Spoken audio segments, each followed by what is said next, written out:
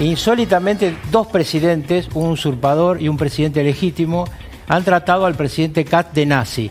Me hubiera gustado preguntarle al embajador qué opina de un sinvergüenza como Petro, que dice que no le va a dar la mano al presidente de Chile porque es nazi. La verdad, muy demócrata lo de Petro. Y la otra cosa es el tema de la referencia a Patricia Bullrich, que me pareció muy importante, la referencia del presidente electo de Chile a Patricia Bullrich, porque tiene que ver con un viejo reclamo que Patricia Bullrich ha hecho a las autoridades chilenas en diversos temas, pero uno muy grave es el terrorismo, y el terrorismo tiene dos canales. Un canal viene, efectivamente, como dijo el embajador, viene del norte, el Tren de Aragua, Venezuela, Colombia y toda la mafia del narcoterrorismo que reina en esos dos países, porque en uno es un gobierno legítimo, el otro ilegítimo, pero el narcoterrorismo manda.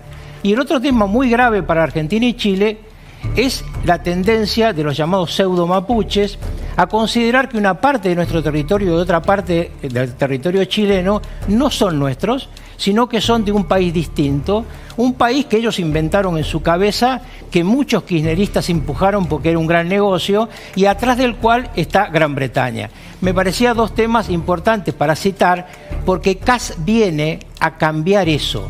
Kast es un presidente que por primera vez desde que están en la Argentina estuvieron Carlos Menem y Eduardo Frei, están de los dos lados de la cordillera gente que piensa parecido en los temas centrales de la política exterior de nuestro continente. Me parece muy importante remarcar esto porque la cordillera debe unirnos. Bien decía el embajador, somos bioceánicos, pero si nos ponemos de acuerdo en ser bioceánicos.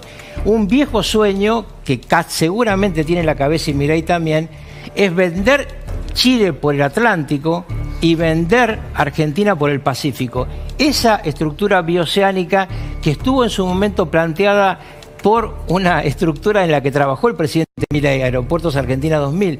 Estaban, no sé si se acuerdan, porque ustedes son muy jóvenes, estaba en Ezeiza, en la época que yo era vicepresidente, un tren que iba a pasar por abajo de la cordillera y que iba a ser una estructura de comunicación entre ambos países y que venía vinculada a dos carreteras.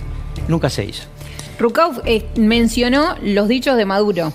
Vamos a escucharlo, si quiere, para los que no están al tanto, para los que están acá sumándose a esta tarde, están tranquilos en su casa, pero no tan tranquilos con esto que vamos a escuchar ahora. Vamos. Ahora el pueblo de Chile tiene un gran reto. El pueblo de Chile es un pueblo noble, progresista, que va a tener a un presidente nazi pinochetista. Tiene un gran reto. Nosotros no nos metemos en eso. Son asuntos internos de Chile. Lo que sí yo me meto es decirle a este señor Kast, usted podrá ser seguidor de Hitler y educado en los valores de Hitler. Usted podrá ser pinochetista, convicto y confeso, pero cuidadito, le toca un pelo a un venezolano. A los venezolanos se respeta. El que se mete con Venezuela se seca y usted se puede secar aceleradamente, señor Kast. Bueno, lo amenazó. Solamente quisiera acotarle a Maduro saludos a Lukashenko. Ya se va a saber. Lukashenko es el presidente de Bielorrusia, muy cercano a Vladimir Putin, que en los últimos días se mencionó mucho como un posible destino de Maduro en caso de que dejara Venezuela. O sea, ¿qué quiere decir? ¿Qué quiere decir Rucauf? ¿Que va a ir para allá? No, digo que a él le encantan tanto los dictadores. Obviamente Maduro es una de las basuras más importantes del continente, un tipo que tortura a su pueblo. No lo digo yo, lo dijo la expresidenta socialista de Chile, una mujer muy digna, Michelle Bachelet, hizo una investigación en el informe de Bachelet, las mazmorras de estas bandas, habló de las nenas violadas, de las mujeres asesinadas, de los chicos torturados, y para mí no hay dictadores buenos. Todos los dictadores me parecen malos. Y estos tipos todos los días inventan una cosa nueva para tratar de distraer a la gente. Este es un invento de pelearse con los chilenos, porque en realidad lo que no quiere es pelearse con los americanos, ¿no?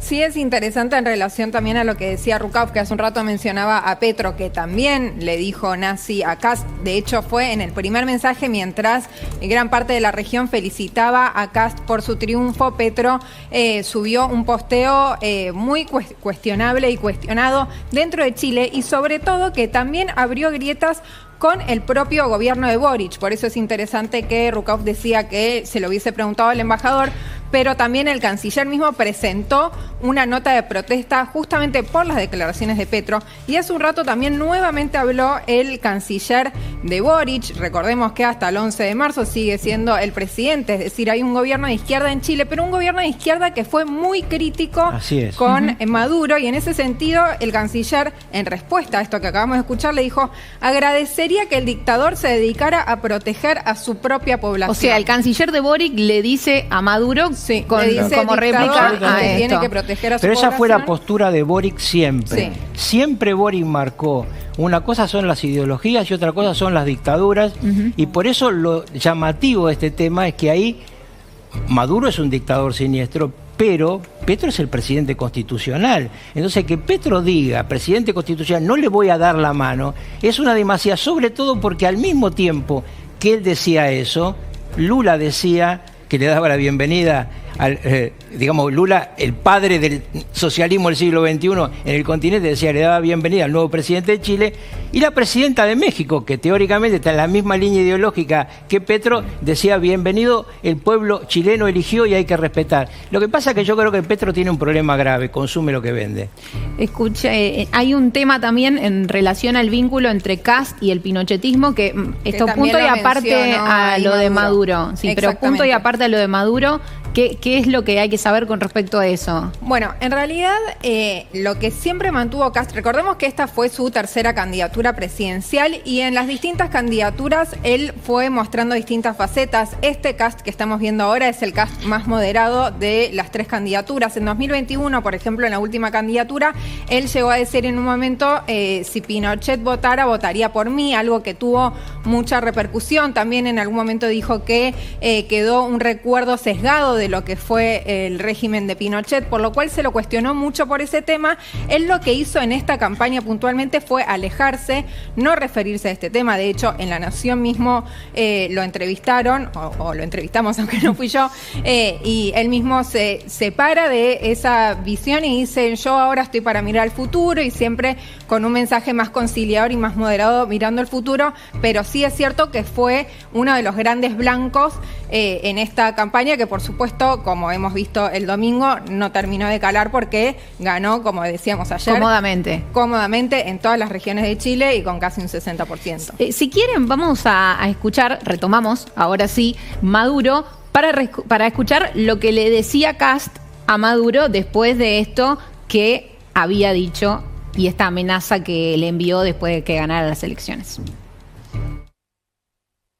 He hablado con el presidente de Panamá, he hablado con el presidente de Costa Rica, he hablado con el presidente de El Salvador, y todos tienen clara conciencia de que la situación que se vive en Venezuela es inaceptable e imposible de que se mantenga. Cualquier gestión que se haga para que el señor Maduro deje un cargo que está ocupando ilegítimamente hoy día, porque digamos también que se sometió el país a una elección democrática, libre, no sé si tan informada como debería ser, y él la perdió.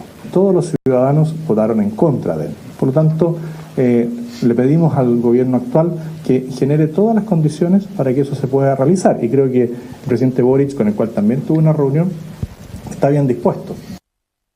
Ahí se refiere a la reunión que tuvo con Boric porque estuvieron hablando, incluso hoy comentaba el equipo que vino con él que se pensaba que iba a ser un encuentro mucho más corto, que finalmente se terminó extendiendo por un tiempo más prolongado del que preveían. Ahora, en este tema, Rucauf, la línea de Chile sigue siendo la misma, porque tanto Boric como Kast están a favor de, buscar una solución al problema de Venezuela. Sí, yo creo que Kast va a estar más cerca del pensamiento de Trump que el pensamiento de Boric, pero es un tema a desarrollar. El 11 de marzo, como decía tu colega, asume el presidente Kast. Milei va a estar en la Asunción, se lo aseguró hoy en la reunión.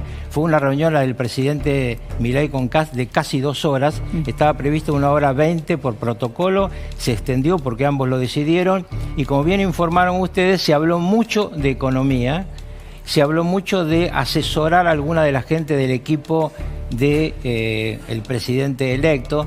Yo no creo que Daza vuelva a cruzar la cordillera, no creo, porque creo que está muy cómodo donde está, pero claramente Daza es un hombre brillante. Contemos solamente esto, porque tiene que ver con lo que contaba Rucauf recién, que cuando llegó Kast a la Argentina hizo un paso por el Ministerio de Economía y después desde el Ministerio de Economía fue a la Casa Rosada con toda su comitiva. En algún momento se barajó la posibilidad de que salieran al balcón, finalmente eso no se concretó, pero sí se vieron después las imágenes que son las que estamos compartiendo ahora. Le quería preguntar a Rucaf en relación a esto que decía justamente, si bien Chile ya venía siendo crítico de Maduro, en este caso va a ser una postura, como él muy bien decía, lo que pareciera ser más cercano a Trump. De hecho, hoy dijo que él avalaría cualquier acción que implicara sacar a Maduro del poder, algo que es un paso bastante más adelante de lo que era Boric. Y en ese sentido, hace un rato también Débora mencionaba este giro que hay en varios países de América Latina hacia la derecha. La semana que viene, no, el año que viene, que tampoco falta mucho, tenemos dos elecciones muy importantes. Colombia, de hecho, venimos hablando de Petro, Colombia va a tener elecciones, Brasil también. ¿Qué efecto tiene este viraje en la presión sobre Maduro, que está cada vez más solo? No, yo no creo que el viraje tenga mucho que ver. Maduro está aterrado desde el momento que se llevaron a Corina Machado delante de sus narices, porque si un grupo paramilitar se lleva a su principal enemiga, ¿qué implica? ¿Qué impide que ese grupo lo secuestre a él? Que él vale 50 millones de dólares, el otro que lo sigue 25 y el que lo sigue 15. O sea, ahí si vas a los tres vale 90 millones de dólares. Rucaf, ahí se habló mucho, hablamos cuando charlamos de Venezuela todo este tiempo que venimos desarrollando el tema, se hablaba mucho de, bueno, el respaldo que tiene Maduro de determinados sectores militares que son los que le dieron un determinado plafón para que pudiera mantenerse en el poder todo este tiempo. Bueno, este operativo de extracción de Corina Machado de Venezuela indica que hay puntos que son ciegos para Maduro. Es decir, pero imagínate, hicieron 139 kilómetros como de acá a Chascomús. Y a la por persona tierra. que más está buscando. Absolutamente. ¿No? Y digamos, cuando llegan al puerto y va a tomar la lancha, que no es un bote de madera, sino que es una lancha de los SEALs, está arriba los F-18 Hornet del portaaviones que enceguecen absolutamente, y nunca se enteró, la base militar más importante que tiene Venezuela, que está en Maracay, nunca se enteró que estaban volando. Entonces imagínate la capacidad de uno y de otro. Yo lo que creo que lo que está ocurriendo ahora es que están hablando entre ellos los líderes de las superpotencias. Esto Le falta un poquito para acelerar y ya... Sí, pero hay que ver, porque abril es el momento que se juntan de vuelta Xi Jinping y Trump. Yo creo que ahí cierra la división del mundo del siglo XXI. Rusia ya no es una superpotencia, es una especie de supermercado que tiene armas nucleares. Digo supermercado porque vende mucha nafta, una especie de estación de servicio, claro, y que tiene armas nucleares, pero no es una superpotencia, está dependiendo de Beijing. Vamos a ver, a mí me da la impresión que Maduro está muy preocupado de que lo extraigan y lo entreguen, y lo que está pidiéndole a Putin es: encuéntrenme una forma de irme a algún lado. Putin le dice: venite para casa, venite conmigo con Lukashenko, pero obviamente él está preocupado, va allá, cada tipo que lo recibe Putin, después no se sabe más de su plata, se toma el té equivocado, se cae de un balcón o se le cae el avión, como al jefe del grupo Wagner. O sea, usted dice ¿no? que está buscando garantías, Maduro. Está buscando para garantías él, imagino, de dónde para ir. su gente. No, para él y su familia. Yo la información que tengo es que se despojó absolutamente del resto. Él y su familia, su mujer, sus hijos y sus 3 sobrinos narcos que ahora están pedidos por Estados Unidos, su pedido de captura. Eso es lo que él está pidiendo, 200 millones de dólares y la posibilidad de que le saquen los 50 millones de dólares de pedido de captura, porque tiene miedo que lo agarren de los pelos. Pero él quisiera ir a un lugar como Qatar, digamos, ser otro emir, o pasarla en todo caso en Estambul, no irse con Lukashenko. Claro.